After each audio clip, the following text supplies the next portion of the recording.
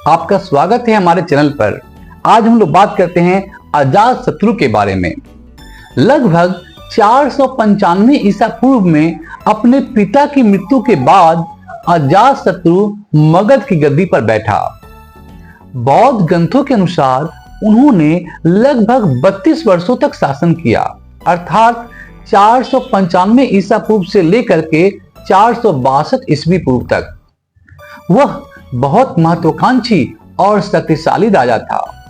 उसके अधीन मगध ने लगभग सभी दिशाओं में अपने क्षेत्रों का और विस्तार देखा था। अजातशत्रु ने अपने विजय अभियान की शुरुआत अपने मामा प्रसेनजीत कौशल के राजा के खिलाफ युद्ध की घोषणा करके की। हालांकि युद्ध दोनों के बीच एक सुखद सुलह के साथ समाप्त हुआ। उन्होंने अपनी बेटी विजया की शादी अजातशत्रु से कर दी और काशी की विवादित बस्ती भी अपनी बेटी को उपहार के रूप में दे दिया।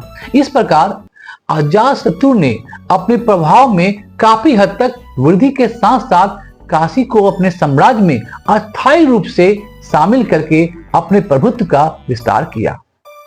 हालांकि उसकी सबसे बड़ी उपलब्धि 36 राज्यों और रिपब्लिकन राज्यों में से एक शक्तिशाली संघ के खिलाफ थी, जिसमें प्रमुख थे वैशाली के लिच्छवी। इस कार्य को पूरा करने में उन्हें लगभग 16 वर्ष का समय लग गया। लिच्छवियों को हराना आसान नहीं था, क्योंकि वे न केवल मजबूत और युद्ध पसंद लोग थे, बल्कि अच्छी तरह एकजुट भी थे। इन सभी कठिनाइयों को पूरी तरह से समझते हुए अजातशत्रु ने जीत सुनिश्चित करने के लिए एक एडवांस प्लानिंग तैयार की। सबसे पहले उसने लिच्छवियों के बीच फूट के बीज बोने के लिए अपने वफादार मंत्री वसागार को वैशाली भेजा। जब ईर्ष्या की भावना ने लिच्छवियों को पूरी तरह से संक्रमित कर दिया, तो मंत्री ने 3 साल के कठिन प्रयासों के बाद मनमांगी लक्ष्य हासिल कर लिया। दूसरी ओर अजातशत्रु ने लिच्छवी क्षेत्र के पास एक नया किला बनवाया, ताकि रिटोरी पर आसानी से हमला किया जा सके। इस प्रकार नई राजधानी पाटलिपुत्र की नींव रखी गई। तीसरे, अजातशत्रु को अपनी सेना संगठित करनी थी और उसे शक्तिशाली एवं नए हथियारों से सुसज्जित करना था। इस प्रकार पूर्णतः तैयार होकर के अजातशत्रु ने लिच्छवी के क्षेत्र पर चारों ओर से आक्रमण कर दिया। युद्ध लगभग 16 वर्षों तक जारी रहा, लेकिन अंत में अजातशत्रु सफल हुआ और वैशाली को मगध साम्राज्य में मिला लिया गया।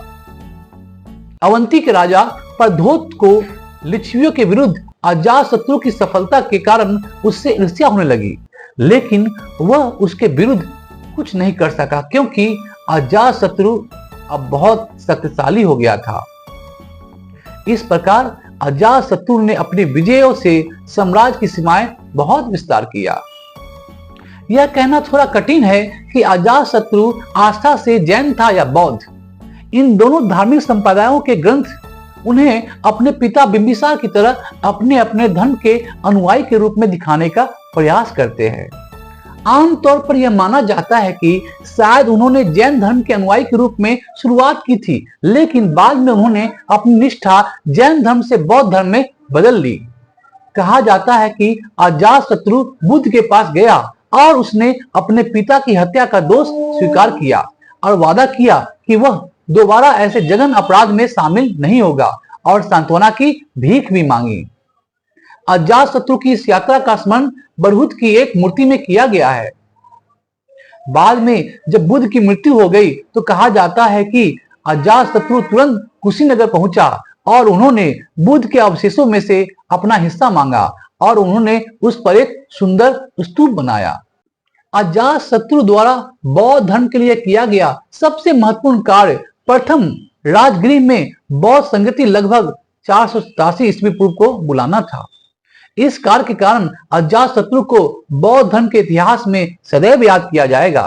जैसा कि पहले कहा गया है कि लगभग 32 वर्षों तक शासन करने के बाद अजातशत्रु की मृत्यु लगभग 462 ईसा पूर्व में हो गई थी।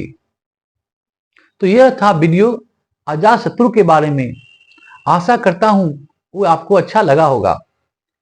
यदि आप मेरे चैनल को सब्सक्राइब नहीं किए हैं तो जल्दी से कर दीजिए ताकि नए वीडियो आपके पास तुरंत पहुंचे। धन्यवाद।